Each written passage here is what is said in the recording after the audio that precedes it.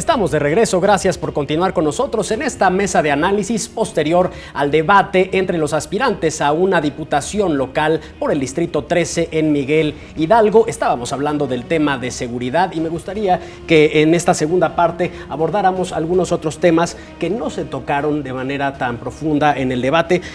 Tú recomendabas que tocáramos el tema de la resiliencia. Adelante, Ana Paula.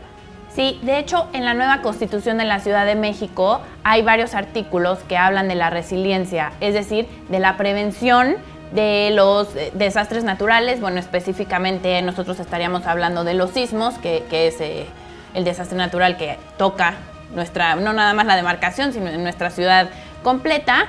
Creo que hubiera sido muy rico y muy importante que se tocaran estos temas de cómo desde las leyes se puede hacer una prevención en el ámbito tanto administrativo como en caso de que existiera otro sismo o cualquier otro desastre natural, cómo se va a trabajar desde la ley, desde los diputados para hacer una ayuda directa a los ciudadanos de esta demarcación y cómo se va a tener el contacto y qué protecciones son los que tienen los ciudadanos a raíz de estos desastres que no sabemos cuándo van a suceder, pero es importante que estemos protegidos. ¿Qué te hubiera gustado escuchar al respecto?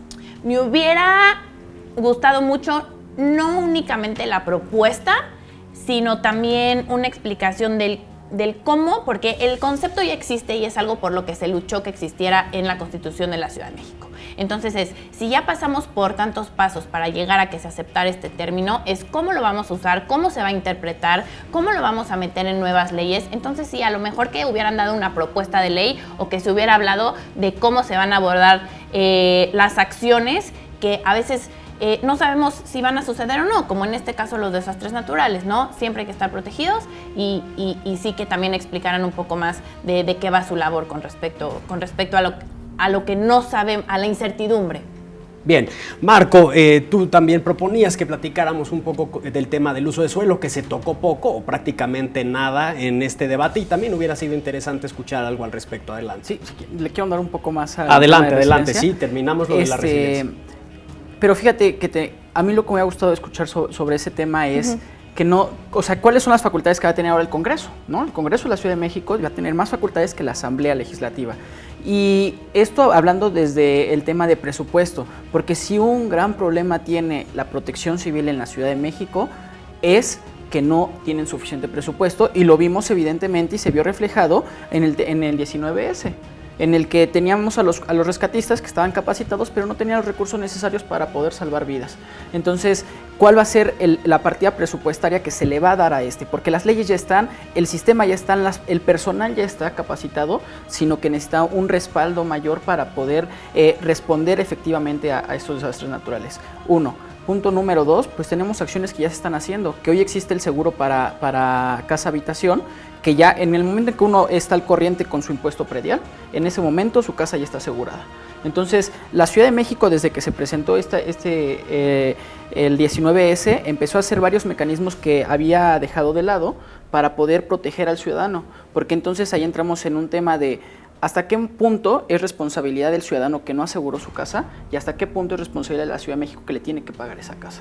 Entonces nos encontramos en un problema en el que el ciudadano evidentemente quiere tener el beneficio, pero pues ¿qué responsabilidad tiene que tener el gobierno para pagarle la casa al ciudadano? Cuando él fue el que compró en un lugar que a lo mejor tenía problemas desde que se construyó, o sea, él ya sabía las deficiencias que tenía la propiedad.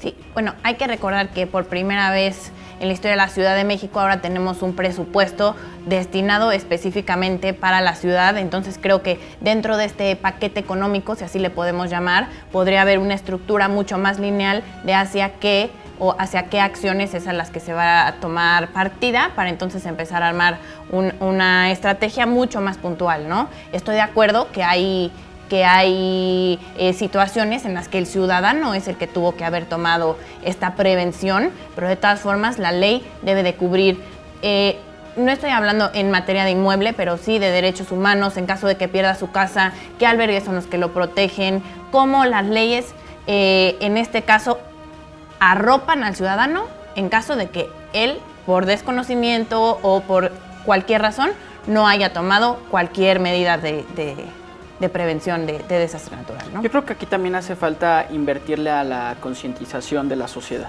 ¿no? Claro, y de eso hablaban los candidatos en el debate, ¿no? De que hay que hablar de, en materia de cultura, en materia de educación, pero en una educación que va más allá de las materias, ¿no? O sea, de las materias que se imparten siempre, ¿no? Es una educación cívica, una educación ciudadana, una educación en la que te haces responsable de tus acciones y trabajas en conjunto con el gobierno para alcanzar los mayores objetivos. Así es. Estoy un poco más de acuerdo con lo que dices, Marco. Sí haría falta una campaña de prevención.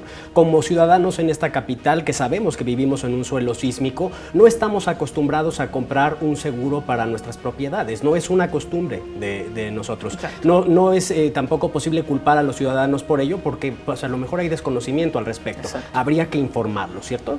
Exacto, o sea, al final lo que se tiene que hacer es hacer entender al ciudadano que este es un trabajo en equipo. Tenemos para que un país funcione, para que cualquier gobierno funcione, necesitamos un 50-50.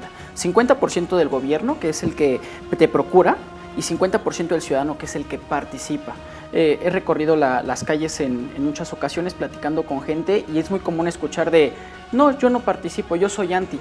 Ok, pues entonces no se quejen el día de mañana que tengan problemas en sus colonias. Al final tenemos que participar en las elecciones y estos son los ejercicios que hacen que la sociedad participe, con los debates, con las elecciones. Entonces tenemos que enriquecer la vida democrática de nuestro país. Bien, ahora sí, pues el tema que está relacionado es justamente el uso de suelo y pues la poca regulación que hay al respecto en prácticamente toda la ciudad, pero este distrito no es la excepción. Hay muchas construcciones, no hay agua en esa zona, en fin, ¿qué se habló al respecto o qué no se habló al respecto? No se habló para nada de la gentrificación. Tenemos un fuerte problema en la delegación Miguel Hidalgo de gentrificación. ¿Qué es lo que sucede? Que tenemos zonas como Polanco, que antes eran completamente habitacionales, hoy lo vemos y casi el 70% ya es solamente negocio. Entonces vemos que hay una despoblación de esa zona. ¿Y a dónde se van a vivir esas personas? Pues por eso tenemos un gran problema de que los alrededores de la Ciudad de México son los que se están poblando. Entonces, ¿qué es lo que se va a hacer para proteger al vecino de la delegación Miguel Hidalgo para que el día de mañana no le pongan en la esquina de su casa un antro con uso de suelo número 3, ¿no?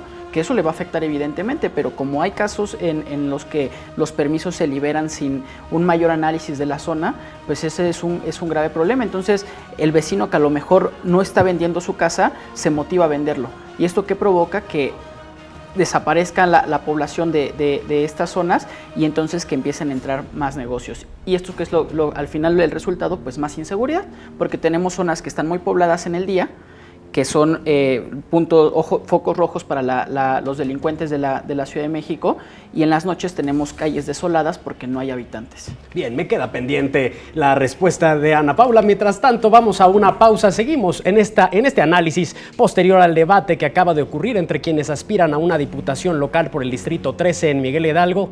Ya volvemos.